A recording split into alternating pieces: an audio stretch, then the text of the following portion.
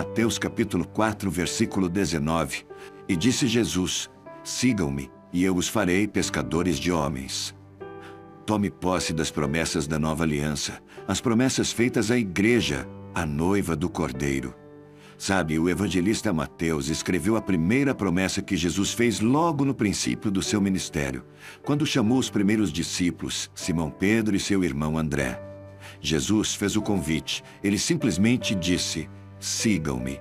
Não lhes prometeu trabalho, saúde, prosperidade financeira, fama, nada disso, poder material, enfim, nada. Na verdade, aqueles pescadores o seguiram, atraídos pelo convite, sem nada que lhes atraísse para outras coisas. Eles não questionaram Jesus com coisas do tipo: quem é o Senhor? Ou para onde iremos? Quem agora irá cuidar da nossa família? Como teremos a provisão para as nossas necessidades básicas? Absolutamente nada. Nada disso eles questionaram. Eles apenas ouviram a promessa que foi feita: eu os farei pescadores de homens. Uma promessa intrigante, você não concorda? Pescar peixes era algo natural para eles, pois entendiam bem da profissão. E com essa profissão tinham o sustento para si e para os seus. Mas e pescar homens? O que significava aquela expressão?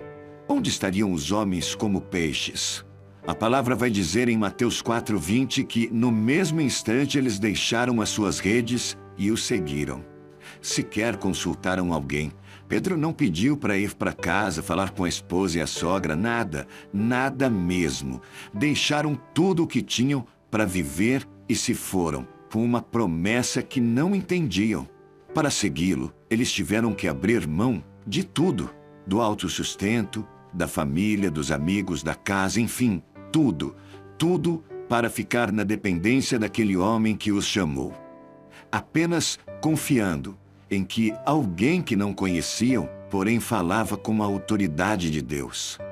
Imagine o que não deve ter passado na mente da esposa de Pedro ao saber que o seu marido, o pescador que sustentava a família, agora tinha deixado a rede e saído atrás de um homem que apareceu dando-lhe uma ordem para que o seguisse. Uma coisa boa é que a esposa de Pedro não pediu divórcio. Paulo, escrevendo aos Coríntios, diz: será que nas minhas viagens eu não tenho o direito de levar comigo uma esposa cristã, como fazem os outros apóstolos, os irmãos do Senhor Jesus e também Pedro? Na primeira carta de Paulo aos Coríntios, capítulo 9, versículo 5. Que coisa boa saber que Pedro era um líder que andava fazendo a obra, levando consigo a esposa, e que ela era cristã. Glória a Deus por isso. Sabe, Jesus cumpriu a sua promessa, porque Ele é fiel. As suas palavras não passam, tudo o que Ele fala, Ele cumpre. E glória a Deus por isso. Fez daqueles pescadores de peixes, pescadores de homens, ensinando-os por quase 3 anos as coisas do reino de Deus. A promessa feita não se cumpriu imediatamente. Houve um tempo para que aqueles homens estivessem prontos para dar continuidade à missão que Ele, o próprio Senhor Jesus, veio fazer na terra. Eles precisavam se converter, precisavam receber o Espírito Santo para terem vida espiritual, serem revestidos de poder e depois sim, em um só dia, Pedro, cheio do Espírito Santo, pescou quase 3.000 homens. Jesus cumpriu a sua promessa. Primeiro soprou o Espírito de vida espiritual em Pedro. Depois, Pedro foi cheio do Espírito Santo, o qual Jesus prometeu enviar. Agora ele estava capacitado para ser um multiplicador de almas para Jesus. Existem muitos cristãos que vivem na casa de Deus. São até bons cristãos, fiéis ao ensino da igreja, dizimistas e ofertantes, trabalham na igreja, tudo certinho. Porém, não pescaram nenhum homem sequer para o reino de Deus. É bom repensar o chamado de Jesus para minha e para sua vida. Jesus o chamou sim com a promessa de fazer de todos quantos os seguem pescadores de homens. Os discípulos seguiram a Jesus sem interesse algum materialmente, sem visar proveito próprio, status social ou poder financeiro. Simplesmente o seguiram e ele cumpriu a promessa. E nós, e eu, e você, aceitamos seguir a Jesus atraídos por que tipo de promessa? Seja sincero aí com você. Qual foi a motivação que te levou a seguir Jesus? Será que foi para que fizesse de você um pescador de homens? Ele deixou todas as instruções para isso. Mas será que somos de fato pescadores de homens? A propósito, quantos peixes ou homens pescamos neste ano? Para quantos falamos da necessidade de se reconhecer pecador, se arrepender e crer em Jesus e seguir? Para quantos nós falamos da necessidade da convicção do pecado, do arrependimento genuíno e da fé em Jesus a fim de segui-lo? O que nós estamos oferecendo quando convidamos alguém para seguir Jesus? Será que temos dito para as pessoas que elas se tornarão pescadores de homens? Que tal sermos honestos com a gente mesmo? Para que seguimos Jesus? Será que verdadeiramente o seguimos como discípulos ou apenas como interessados no que Ele pode nos dar? O verdadeiro discípulo deve ser como seu mestre, que sua prioridade é o reino de Deus e a sua justiça. Priorizando o reino, as demais coisas certamente serão acrescentadas, como disse Jesus no Evangelho de Mateus 6,33. Sabe, ainda há um tempo para mudar.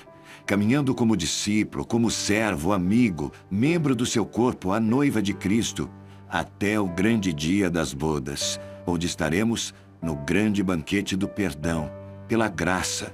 Aleluia. Sabe, Jesus convida os pescadores da Galileia, pessoas sem conceito diante do povo de Israel. Ele não escolheu para serem participantes da sua noiva os nobres deste mundo, os sãos, os perfeitos, os melhores, nada disso.